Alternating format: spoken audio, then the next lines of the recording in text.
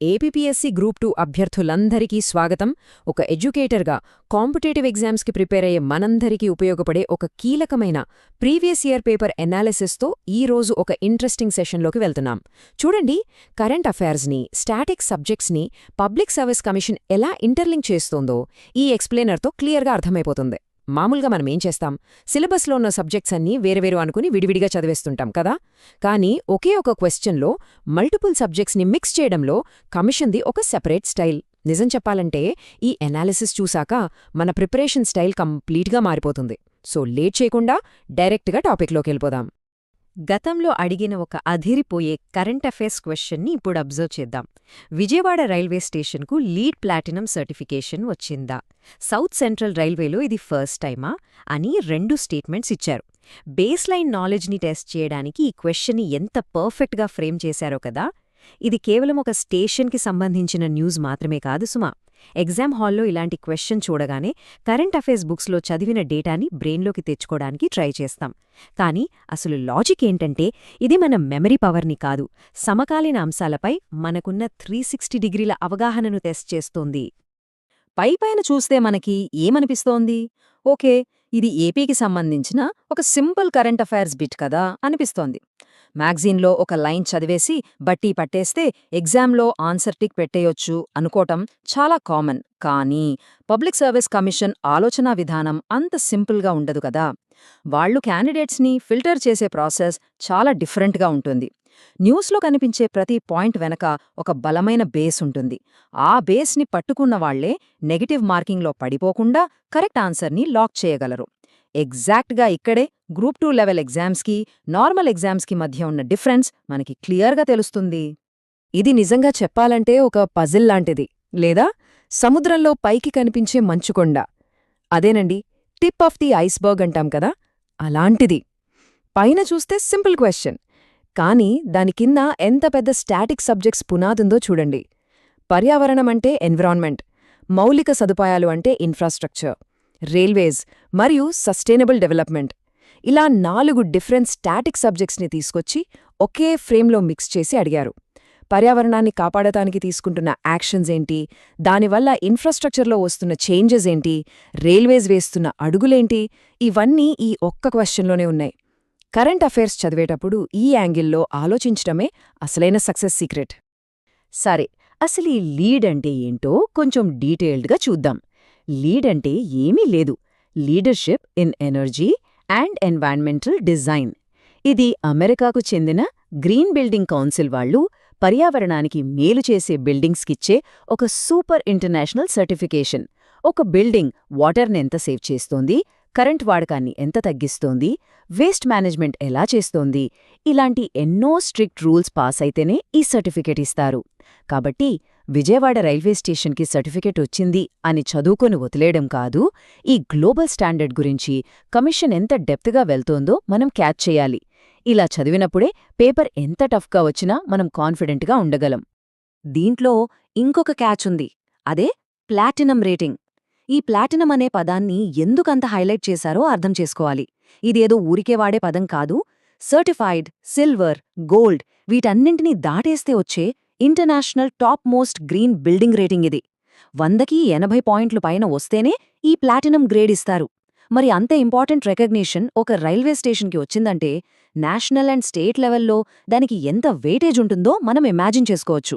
Examiner కూడా ఎగ్జాక్ట్గా ఇదే పాయింట్ ఆఫ్ వ్యూలో ఆలోచించి అసలు ఈ రేటింగ్ వాల్యూ అభ్యర్థులకు తెలుసో లేదో చెక్ చేయడానికి ఈ ఆప్షన్ని క్రియేట్ చేశారు.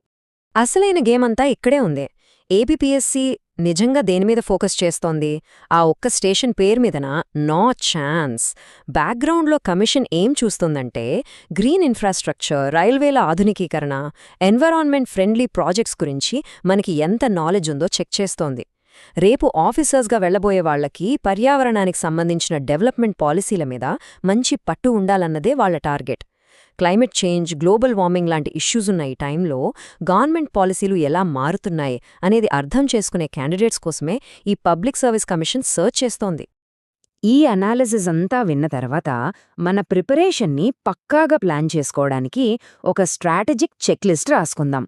ముందుగా రైల్వే ఎకోసిస్టమ్ని టార్గెట్ చేద్దాం. ఆ ఒక్క స్టేషన్ దగ్గరే ఆగిపోకుండా అసలు ఇండియాలో ఉన్న మిగతా గ్రీన్ రైల్వే స్టేషన్లేంటి, మన దేశంలో మొత్తం ఎన్ని రైల్వే జోన్లున్నాయి, అందులో మన రాష్ట్రానికి సంబంధించిన సౌత్ సెంట్రల్ రైల్వే పరిస్థితి ఏంటి, అలాగే కొత్తగా రాబోతున్న సౌత్ కోస్ట్ రైల్వే అప్డేట్స్ ఏంటి, ఇలాంటి ఇన్ఫర్మేషన్ అంతా ఎప్పటికప్పుడు అప్డేట్ చేసుకుంటూ నోట్స్ ప్రిపేర్ చేసుకోవాలి. ఇలా ఒక పాయింట్ని ఇంకో పాయింట్తో లింక్ చేసుకుంటూ వెళ్తే సిలబస్ మొత్తం మన గుప్పిట్లో ఉన్నట్టే. ఇక ఈ స్ట్రాటజిక్ చెక్లిస్ట్లో పార్ట్ 2 విషయానికొస్తే, ఇది మొత్తం మోడర్నైజేషన్ స్కీమ్స్ చుట్టూ తిరుగుతుంది. Vande Bharat express trains, smart స్టేషన్లు, అలాగే వందలాది స్టేషన్ల ఫేజ్ మార్చేస్తున్న అమృత్ భారత్ స్టేషన్ స్కీమ్ లాంటి సెంట్రల్ గవర్నమెంట్ స్కీమ్స్ని అస్సలు వదలకూడదు. ఇన్ఫ్రాస్ట్రక్చర్ కోసం గవర్నమెంట్స్ విపరీతంగా బడ్జెట్ పెడుతున్నాయి, కాబట్టే ఎగ్జామినర్ కన్ను వీటిమీదే ఉంటుంది. వీటితో పాటుగా మన ఏపీకి సంబంధించిన పోర్ట్ల డెవలప్మెంట్, హైవేస్, ఎయిర్పోర్ట్లు ఇలాంటి ప్రాజెక్ట్స్ని రెగ్యులర్గా ట్రాక్ చేయాలి. ఈ కంప్లీట్ అప్రోచ్ మనల్ని కాంపిటీషన్లో అందరికంటే ముందు నిలబెడుతుంది. ఈ అనాలిసిస్ని కంక్లూడ్ చేసే ముందు మనల్ని మనం ఒక ఇంట్రెస్టింగ్ క్వశ్చన్ అడుగుదాం. పబ్లిక్ సర్వీస్ కమిషన్ ఎగ్జామ్స్లో కరెంట్ అఫైర్స్, స్టాటిక్స్ సబ్జెక్ట్స్ నిజంగా వేర్వేరా? దీనికి ఆన్సర్ ఏంటో తెలుసా? అస్సలు కాదు.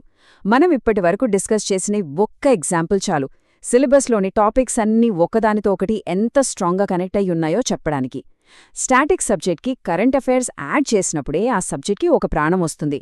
కాబట్టి ఎప్పుడూ ఇలా కనెక్ట్ చేస్తూ చదవడం అలవాటు చేసుకుందాం. ఈ స్మార్ట్ అప్రోచ్ ఫాలో అయితే రేపు ఎగ్జామ్లో ఎలాంటి క్వశ్చన్ ఇచ్చినా ఈజీగా క్రాక్ చేయొచ్చు. మరెన్నో ఇంట్రెస్టింగ్ టాపిక్స్తో మళ్ళీ కలుద్దాం.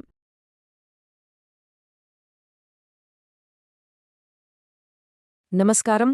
ఈనాటి ఎక్స్ప్లెయినర్కి స్వాగతం.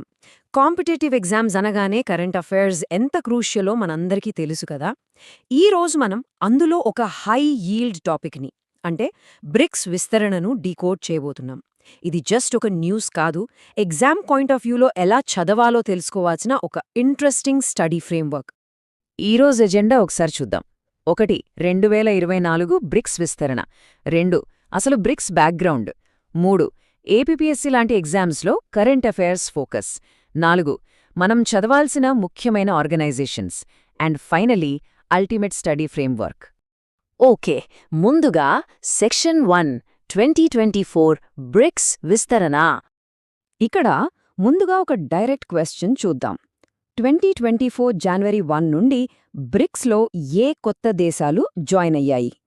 కరెంట్ అఫైర్స్లో ఎగ్జామినర్స్ ఫ్యాక్ట్స్ మీద ఎంత డైరెక్ట్గా క్వశ్చన్స్ అడుగుతారో చెప్పడానికి ఇదొక బెస్ట్ ఎగ్జాంపుల్. దీనికి కరెక్ట్ ఆన్సర్ ఏంటంటే ఈజిప్ట్, ఇథియోపియా, ఇంకా సౌదీ అరేబియా. అసలు ఎలాంటి కన్ఫ్యూజన్ లేకుండా ఈ 3 దేశాల పేర్లు బ్రెయిన్లో ప్రింట్ అయిపోవాలి. ఎందుకంటే ఎగ్జామ్లో ఆప్షన్స్ చాలా దగ్గరగా ఇచ్చి కన్ఫ్యూజ్ చేయడం చాలా కామన్. నెక్స్ట్, సెక్షన్ 2 బ్రిక్స్ మూలాలు మరియు ప్రాథమిక అంశాలు. అసలు బ్రిక్స్ అంటే ఏంటి? సింపుల్గా చెప్పాలంటే ప్రపంచంలో చాలా వేగంగా డెవలప్ అవుతున్న ఎమర్జింగ్ ఎకనామీస్, అంటే అభివృద్ధి చెందుతున్న ఆర్థిక వ్యవస్థల గ్రూప్ ఇది. ఇది ఊరికే ఏదో పొలిటికల్ గ్రూప్ కాదు సుమా, గ్లోబల్ లెవెల్లో ఒక పవర్ఫుల్ ఎకనామిక్ ఫోర్స్. ఇప్పుడు మనం మాట్లాడుకున్న ఈ కొత్త దేశాలు రాకముందు ఒరిజినల్గా ఇందులో 5 దేశాలు మాత్రమే ఉండేవి: Brazil, Russia, India, China and south Africa. చాలా సింపుల్ లాజిక్ కదా. ఆ దేశాల ఇంగ్లీష్ పేర్లలోని ఫస్ట్ లెటర్స్ కలిపితేనే ఈ BRICS బ్రిక్స్ అనే పేరు వచ్చింది. ఇక section 3 APPSC current affairs focus ఎలా ఉంటుందో గమనిద్దాం. ప్రీవియస్ పేపర్స్ అబ్జర్వ్ చేస్తే ఒక ట్రెండ్ చాలా క్లియర్గా కనిపిస్తోంది. ఏపీపీఎస్సీ లాంటి బోర్డ్స్ తరచుగా ఇంటర్నేషనల్ ఆర్గనైజేషన్స్ మీద ఖచ్చితంగా క్వశ్చన్స్ అడుగుతూ ఉంటాయి. అంటే కరెంట్ అఫైర్స్ ప్రిపరేషన్లో ఇదొక హై స్కోరింగ్ ఏరియా అన్నమాట. అందుకే మనం ముఖ్యంగా ఫోకస్ చేయాల్సిన సెక్షన్ 4 ఏంటంటే పట్టు సాధించాల్సిన సంస్థలు. కాంపిటేటివ్ ఫీల్డ్లో ఉంటే ఖచ్చితంగా తెలిసి ఉండాల్సిన కీ ఇంటర్నేషనల్ ఆర్గనైజేషన్స్ లిస్ట్ ఇక్కడుంది. బ్రిక్స్, G20, SCO అంటే Shanghai cooperation organisation, ASEAN, Quad, BIMSTEC ఇంకా సార్క్. ఈ ఆర్గనైజేషన్స్ అన్నీ గ్లోబల్ జియోపాలిటిక్స్లో ఎంతో కీలకం. ఇక last and most important section 5 అంతిమ స్టడీ ఫ్రేమ్వర్క్. పేర్లైతే తెలుసుకున్నాం, కానీ వాటిని ఎలా చదవాలి? ఇక్కడే ఈ 6 పాయింట్ ఫార్ములా ఉపయోగపడుతుంది. ఏ ఆర్గనైజేషన్ చదివినా ఈ 6 పాయింట్స్ కవర్ అవ్వాల్సిందే. 1. హెడ్ క్వార్టర్స్ ఎక్కడున్నాయి? 2. మెంబర్ కంట్రీస్ ఏవి? 3. కొత్తగా ఏమైనా సభ్యదేశాలు చేరాయా? 4. లేటెస్ట్ సమ్మిట్స్ ఎక్కడ జరిగాయి. 5 వాటి ప్రధాన లక్ష్యాలేంటి. అండ్ ఫైనలీ మోస్ట్ ఇంపార్టెంట్, అందులో ఇండియా రోల్ ఏంటి. ఈ 6 పాయింట్స్ ఫింగర్ టిప్స్ మీద ఉండాల్సిందే. న్యూస్ పేపర్ చదువుతున్నప్పుడు ఏదైనా ఇంటర్నేషనల్ ఆర్గనైజేషన్ గురించి ఆర్టికల్ రాగానే వెంటనే ఈ 6 పారామీటర్స్ ద్వారా దాన్ని ఫిల్టర్ చేసుకోవాలి. ఇలా చేస్తే డైరెక్ట్ క్వశ్చన్స్ని చాలా ఈజీగా, యాక్యురేట్గా ఆన్సర్ చేయొచ్చు. కరెంట్ అఫైర్స్కి ఇదొక బ్రహ్మాస్త్రం లాంటిది. ముగించే ముందు ఒక చిన్న ఆలోచన. నెక్స్ట్ ఏ ఇంటర్నేషనల్ సమ్మిట్ న్యూస్లోకి వచ్చినా సరే ఈ 6 పాయింట్ ఫ్రేమ్వర్క్ని అప్లై చేయడానికి మనం రెడీగా ఉన్నామా? ఖచ్చితంగా ఉండి తీరాలి. ఈ స్ట్రక్చర్డ్ అప్రోచ్తో చదివితే కరెంట్ అఫైర్స్ ప్రిపరేషన్ చాలా ఈజీ అయిపోతుంది. All the best. నమస్కారం. కాంపిటిటివ్ ఎగ్జామ్స్లో సక్సెస్ సాధించడం అనేది ఒక చిన్న ఆర్ట్. ఈరోజు ఈ విశ్లేషణలో ఒక హైలీ ఎఫెక్టివ్ స్టడీ ఫ్రేమ్వర్క్ గురించి చూద్దాం. ఇదే strategic connectivity, mastering competitive exam preparation. పోటీ పరీక్షలకు వెళ్లే ఆస్పిరెంట్స్ అందరి ప్రిపరేషన్కి ఇది ఖచ్చితంగా ఒక గేమ్ చేంజర్ అవుతుంది. ఓకే, అసలు మ్యాటర్లోకి డైవ్ చేద్దాం. చాలా మంది ఆస్పిరెంట్స్ ఎక్కడ ట్రాప్ అవుతారంటే కరెంట్ అఫైర్స్ కోసం నెలా వచ్చే మంత్లీ పీడిఎఫ్స్ చదివేస్తే చాలులే అనుకుంటారు. కానీ నిజంగా ఇలాంటి ప్యాసివ్ రీడింగ్తో కాంపిటీటివ్ ఎగ్జామ్స్ క్లియర్ చెయ్యగలమా? అసలు సమస్య ఏంటంటే కేవలం బ్లైండ్గా ఇన్ఫర్మేషన్ చదివేస్తే ఎగ్జామ్ ప్యాటర్న్ అసలు అర్థం కాదు. ఇది నిజంగానే విన్నింగ్ స్ట్రాటజీనా, లేదా ఏదైనా మిస్ అవుతున్నామా అని ఒక్కసారి ఆలోచించాలి. ఇప్పుడు ఇక్కడ చూస్తే 2 విషయాలున్నాయి. ఒకవైపు కేవలం మంత్లీ పీడిఎఫ్స్ మాత్రమే చదవడం అనే పెద్ద ట్రాప్. ఇది జస్ట్ ఇన్ఫర్మేషన్ని గుర్తుపెట్టుకోవడానికే పనికొస్తుంది, కానీ అసలు ఎగ్జామ్ డిమాండ్ ఏంటో చెప్పదు. రెండో వైపు చూస్తే ప్రీవియస్ ఇయర్ క్వశ్చన్స్, అదే మన పీవైక్యూస్ని అనలైజ్ చేయడం అనే ఒక స్మార్ట్ స్ట్రాటజీ ఉంది. ఫ్యాక్ట్ బేస్డ్ రీడింగ్కి, అనలిటికల్ అండర్స్టాండింగ్కి మధ్య ఉన్న తేడా ఇదేనండి. పాత ప్రశ్నపత్రాలను విశ్లేషించడం ద్వారా అసలు పరీక్షలో ఎలాంటి ప్రశ్నలు వస్తున్నాయి అనే ఎగ్జాక్ట్ క్లారిటీ వస్తుంది. మరి దీనికి అసలు సొల్యూషన్ ఏంటంటే అదే స్ట్రాటజిక్ కనెక్టివిటీ. ఇది లిటరలీ ఒక అద్భుతమైన కాన్సెప్ట్. అసలు ఇదంటే ఏంటంటే కేవలం ఒక ప్రీవియస్ ఇయర్ క్వశ్చన్ని బేస్ చేసుకుని దానికి రిలేటెడ్గా ఉన్న మల్టిపుల్ ఎగ్జామ్ టాపిక్స్ని ప్రిపేర్ అవ్వడం. ఈ ఒక్క చిన్న షిఫ్ట్ వల్ల ఐసోలేటెడ్ ఫ్యాక్ట్స్గా ఉన్న ఇన్ఫర్మేషన్ అంతా ఒక ఇంటర్కనెక్టెడ్ వెబ్ ఆఫ్ నాలెడ్జ్ లాగా మారుతుంది. అంటే ఒకదానికి ఒకటి ఎలాంటి లింక్స్ ఉన్నాయి అనేది చాలా ఈజీగా అర్థమైపోతుంది. ఈ స్ట్రాటజీని పాటిస్తే చాలు, అసలు పరీక్షలో ఎటువంటి ప్రశ్న వచ్చినా కాన్ఫిడెంట్గా ఆన్సర్ ఇచ్చే సామర్థ్యం పెరుగుతుంది. Section 1, the BRICS blueprint, a case study in connectivity. ఇప్పుడు ఇది యాక్చువల్గా ఎలా వర్కౌట్ అవుతుందో చూద్దాం. ఈ స్ట్రాటజీని నిజంగా ఎలా అప్లై చేయాలో చూస్తే ఇది కేవలం బుక్స్ ఓపెన్ చేసి చదవటం కాదు, పేపర్ సెట్ చేసేవారి మైండ్ సెట్ని క్యాచ్ చేయటం. ఫర్ ఎగ్జాంపుల్, ప్రీవియస్ పేపర్స్లో బ్రిక్స్ మీద ఒక క్వశ్చన్ వచ్చింది అనుకుందాం. అక్కడితో ఆగిపోకుండా స్ట్రాటజికల్గా వెంటనే దానికి రిలేటెడ్గా ఉన్న ఇంటర్నేషనల్ గ్రూప్స్ గురించి ప్రిపేర్ అయిపోవాలి. అంతే, G20, SCO, ఆసియాన్ మరియు క్వాడ్ లాంటి టాపిక్స్ని కూడా కవర్ చేసేయాలి. ఇదేనో అసలు సిస్సలైన ఫ్రేమ్వర్క్ అంటే. ఒక పాస్ క్వశ్చన్ కనిపించింది అంటే చాలు, దాని చుట్టూ ఉన్న ప్రాబబుల్ టాపిక్స్ అన్నీ వెతికి చదవాల్సిందే. ఇలా చేస్తే ఆ టాపిక్ నుండి ఎటువంటి క్వశ్చన్ వచ్చినా ఇంకా తిరుగుండదు. అందుకే ఇక్కడ గుర్తుపెట్టుకోవాల్సిన అసలు సిసలైన పాయింట్ ఒకటుంది. ఒక ప్రశ్న నుండి మల్టిపుల్ పాసిబుల్ క్వశ్చన్స్ వస్తాయి. ఇది ఎంత లోతైన విషయమంటే ఒక సింగిల్ స్టార్టింగ్ పాయింట్ నుంచి ఎన్నో ప్రాబబుల్ ఎగ్జామ్ టాపిక్స్ ఎలా వికసిస్తాయో ఇది చాలా బ్రిలియంట్లీ ఇలస్ట్రేట్ చేస్తుంది.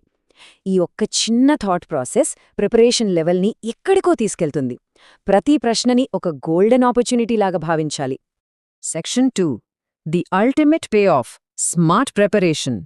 ఇకపోతే ఈ అద్భుతమైన ఇన్సైట్స్ అన్నీ ఎక్కడి నుండి వచ్చాయి అంటే an aspirant's journey, group 2 the right way అనే ఛానల్ నుండి. ఏపీపీఎస్సీ గ్రూప్ 2 ప్రిపేర్ అయ్యే ఆస్పిరెంట్స్ కోసం ఎగ్జాక్ట్గా ఇలాంటి పీవైక్యూ అనాలిసిస్కి ఇది ఒక చాలా విలువైన రీసోర్స్. వాళ్ళు ఈ ఎగ్జాక్ట్ స్ట్రాటజిక్ మెథడాలజీని వారి కంటెంట్లో చాలా గొప్పగా యూజ్ చేస్తున్నారు. ఇలాంటి సాలిడ్ రిసోర్సెస్ని ఉపయోగించుకుంటే ప్రిపరేషన్ మరింత స్థిరంగా, బలంగా మారుతుంది ఫర్ ష్యూర్. సో ఫైనల్గా ఒక ముఖ్యమైన ప్రశ్న ఆలోచించాలి. ప్రస్తుతం మార్కెట్లో దొరికే స్టడీ మెటీరియల్స్ నిజంగానే ఈ డాట్స్ని కనెక్ట్ చేస్తున్నాయా? లేదా ఆస్పిరెంట్స్ తమ ప్రిపరేషన్ మెథడాలజీని పూర్తిగా మార్చాల్సిన టైం వచ్చిందా? ఈ ప్రశ్నతో స్టడీ హ్యాబిట్స్ని ఒక్కసారి క్రిటికల్లీ ఎవాల్యుయేట్ చేసుకుని ఇంకా డీపర్ కనెక్టివిటీ కోసం ట్రై చేయాలి. ఈ విశ్లేషణ పోటీ పరీక్షలకు సన్నాహమవుతున్న వారందరికీ ఒక కొత్త పర్స్పెక్టివ్ని ఇచ్చిందని ఆశిస్తున్నాను.